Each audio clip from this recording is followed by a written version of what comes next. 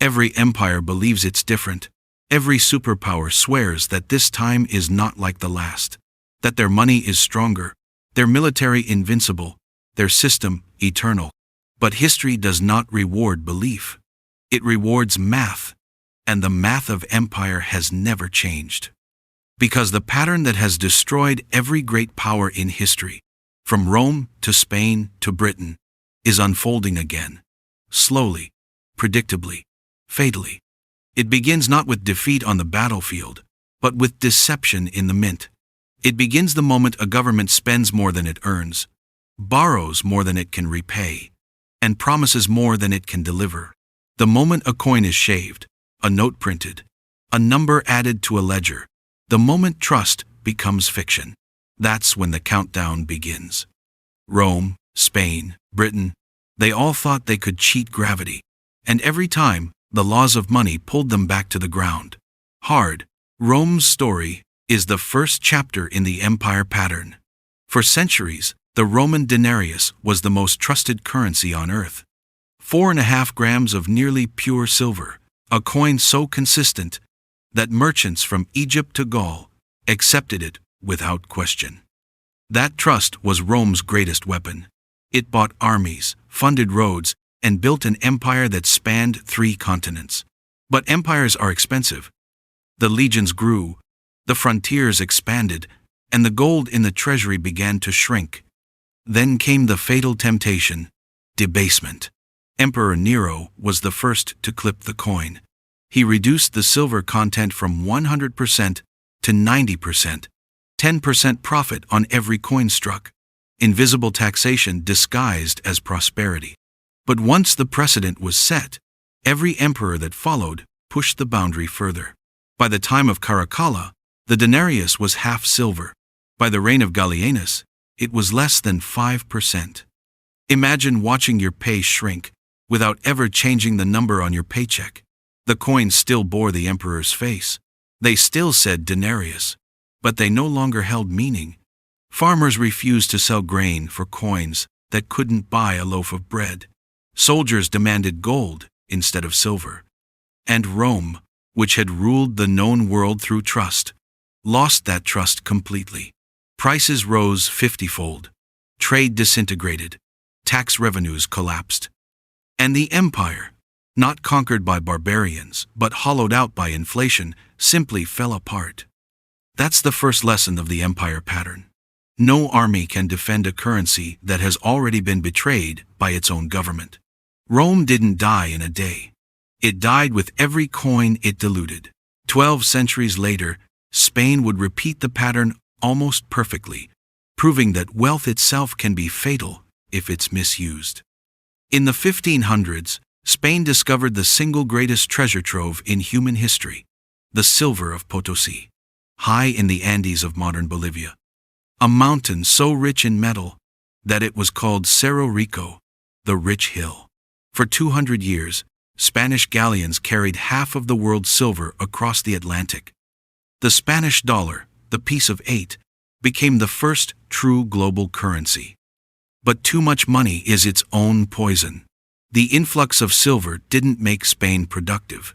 It made it complacent. Factories closed. Innovation died. Why build when you can buy? Why produce when you can plunder? Silver poured into Europe. But instead of creating prosperity, it created inflation. Prices across the continent rose tenfold in a century.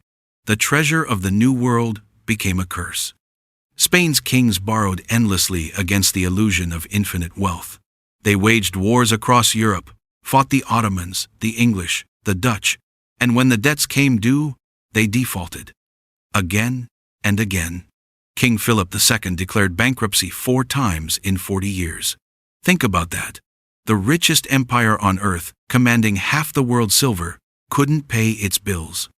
By the 1600s, the coins themselves began to rot. The silver content was reduced. Copper coins were declared equal in value to silver ones by royal decree. No one believed it. Inflation soared, trade froze, and the empire began to unravel. When the Peace of Westphalia was signed in 1648, Spain's global dominance ended not with invasion, but insolvency. Rome had proved that you can't fund expansion forever. Spain proved that even infinite treasure can't save you if you spend it faster than you earn it. Then came Britain, the empire that believed it had mastered money. For 2 centuries, the British pound was the bedrock of global finance. Backed by gold, enforced by the Royal Navy, and trusted by merchants from India to the Americas, the pound was not just currency, it was civilization. But like every empire before it, Britain built prosperity on debt. Empire is expensive. Wars, colonies, and infrastructure were paid for not with profit but with promises, bonds that would someday have to be repaid. And then came the catastrophe of 1914, the First World War. In 5 years, Britain's debt grew more than tenfold. To pay for it, the government suspended gold convertibility, the ancient promise that a pound was worth its weight in gold. They printed, they borrowed, they told the public it was temporary. It never was.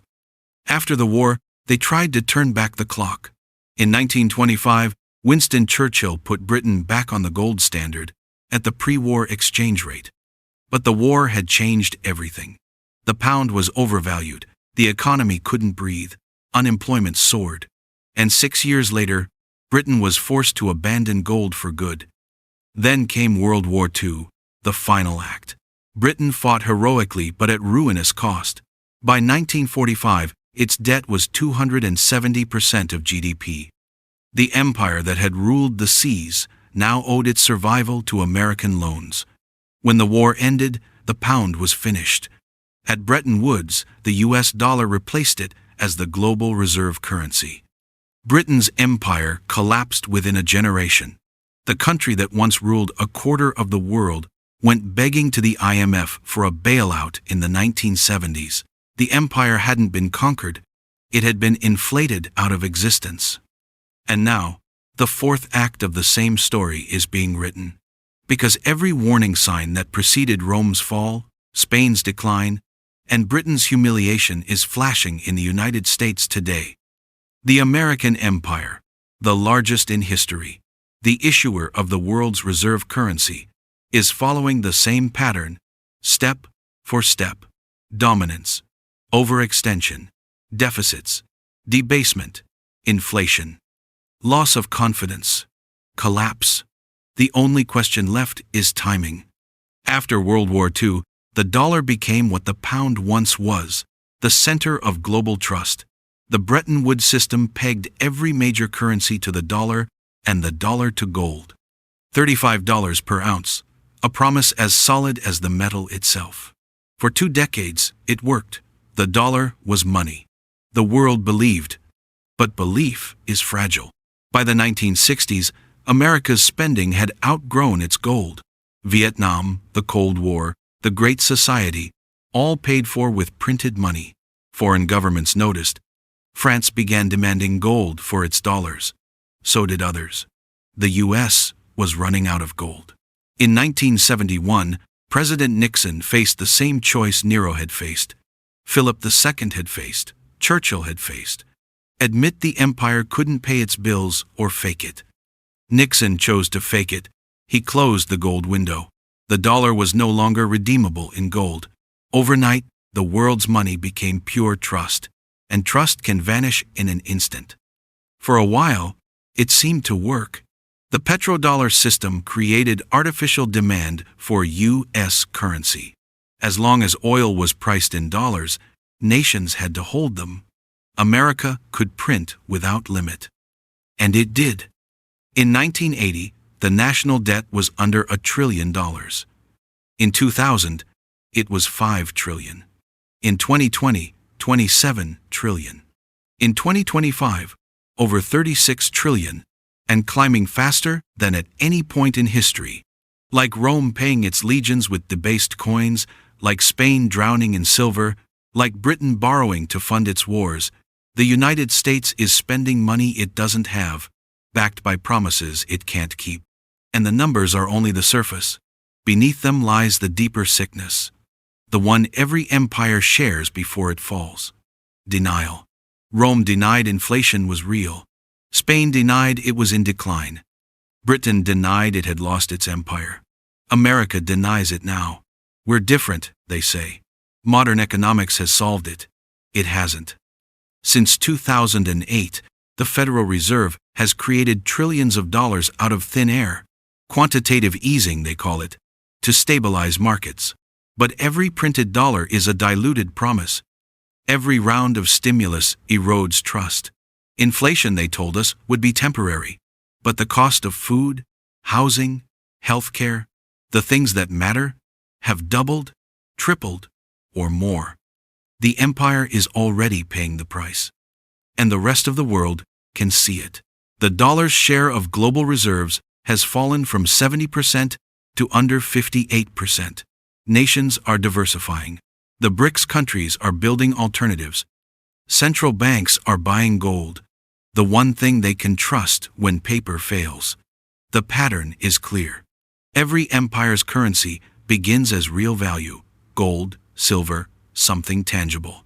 Then comes expansion, debt, and substitution, trust instead of metal.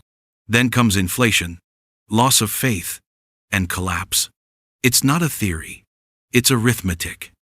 America is at the fifth stage. Inflation has already begun. Confidence is cracking. The sixth stage, loss of trust, comes quickly. And once that happens, collapse is inevitable. The fall of a currency is not just an economic event. It's a civilizational one. Rome's collapse led to the Dark Ages. Spain's led to a century of irrelevance. Britain's led to dependency and austerity. When the dollar falls, the consequences will not stop at America's borders. The dollar is the backbone of global finance, every trade, every debt, every reserve. When it breaks the world. History does not repeat itself, but it does rhyme with terrifying precision. Rome debased its silver. Spain overmined its gold. Britain overleveraged its credit. The United States overprints its dollars. 4 empires. 4 currencies. 4 collapses. 1 pattern. And the scariest part isn't that it's happening again. It's that almost no one believes it can. Empires never do. When the coins were shaved in Rome, citizens shrugged. When prices rose in Madrid, merchants blamed foreign enemies. When the pound fell in London, politicians promised recovery. When inflation rises in America, the experts say it's transitory. It's never transitory. It's terminal.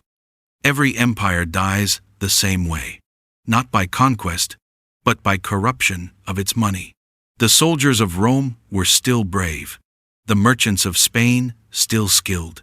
The engineers of Britain still brilliant.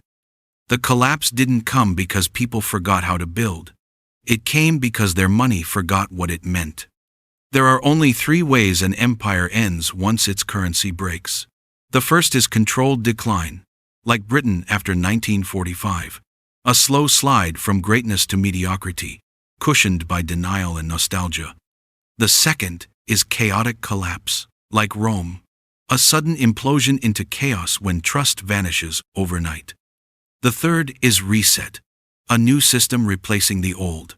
A digital currency, a gold-backed standard, a new global order, painful but survivable.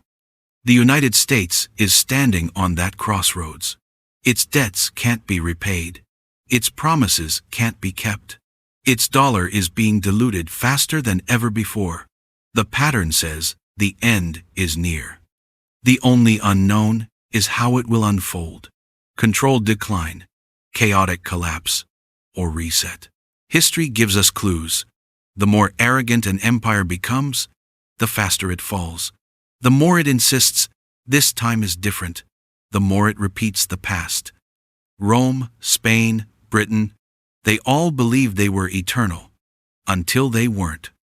If you want to understand the future, don't listen to what empires say. Watch what they do to their money. Because money is the mirror of empire, and when the reflection cracks, collapse is close.